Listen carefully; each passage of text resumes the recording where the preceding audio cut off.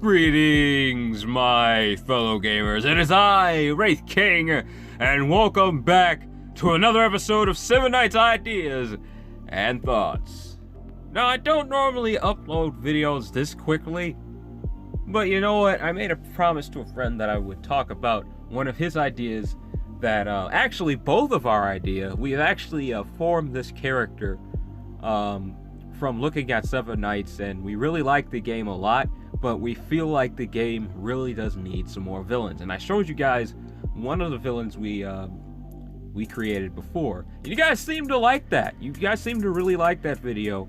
So, we wanted to come out with another video talking about these characters. I'm pretty sure T. Bluemon has already talked about these characters multiple times on his channel, but I haven't said much at all about them here. I usually do one in the morning and one in the morning next day or the day after, but I wanted to do this because I've been meaning to talk about these characters for quite a while, and I've been telling my friend T. Bluemon all the time to say, hey, you know what?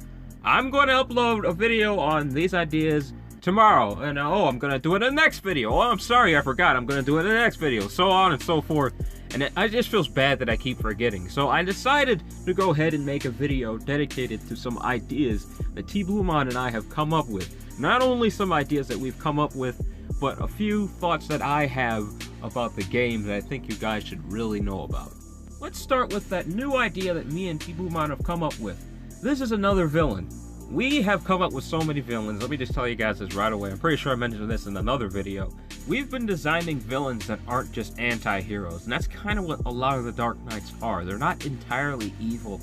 They're more or less people that have an opinion that might seem a little unusual or might seem dark, but their intent isn't entirely evil. Me and T. Bluemon kind of just threw that out the window, and we designed some characters that have this hate inside of them, this evil intent that's understandable because they've been through so much to the point where their mind and body has just been corrupted with this sadistic nature that makes them impossible to cope with, impossible to make an alliance with.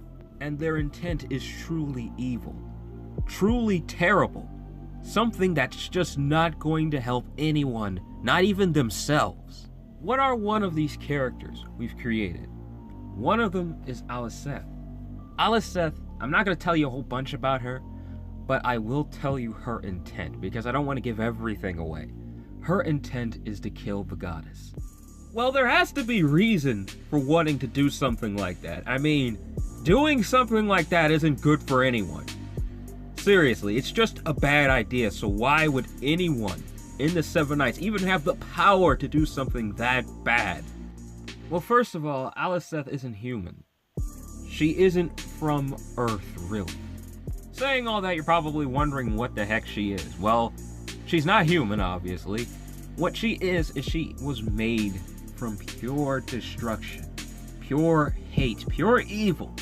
She was conjured up and created for one intent. And her original intent was not to kill the goddess. There is a reason why she wants to kill the goddess so badly, and I can't say that because that'll give so much away. And it's pretty wild what we've come up with. We've come up with a lot of interesting ideas. Sometimes I wonder if we should just make our own game, really. But after Googling what exactly goes into game development, kind of makes me think twice about that whole idea. I already do so much. I already do so much writing, I already do so much animating as is. I don't think I can squeeze that making a game into my daily schedule. But who knows? Who knows? I'll have to think about that for a while. But yeah, we've come up with a lot of cool ideas. I hope you guys enjoyed that. But right now I have to get into a few thoughts I have about the game. Where is Seven Nights headed right now? It's in a positive direction. After reviewing the newest few heroes that have been released for the global version, I have to say I kind of like what they're doing with the heroes now. I think they've heard everyone's feedback concerning the in-daily dungeon and in-arena specific mode and all that kind of stuff.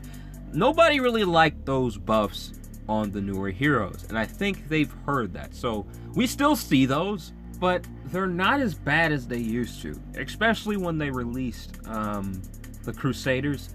those were some pretty serious nerfs, and the additions they added to them were just really, really bad, to the point where you just didn't even want to use them for those specific locations where they were supposed to be good.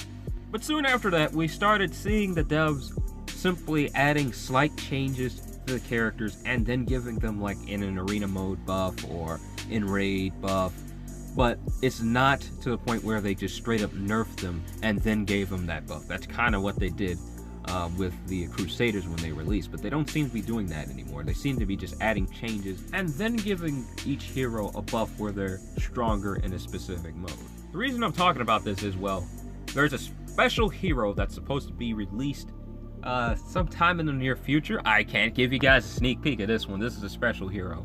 I'm expecting this character to be released very soon, and I kind of don't want this character to be nerfed at all. More or less just buffed. I don't want anything that's really in specific mode. Oh, they're great in this mode, and they have this weird buff that allows them to do 30% more damage to bosses, or no. There's just a few buffs I want done with this character that I think they really, really need. Both their attacks are AoE. You know, I seem to continue to forget to hook up my phone while I'm actually recording, so that message just doesn't pop out of nowhere in the video. I'm not cutting that out. That's punishment. That's staying in there. That's not going nowhere. Anyways, as I was saying, you know what? I might as well just tell you guys who this character is I'm talking about.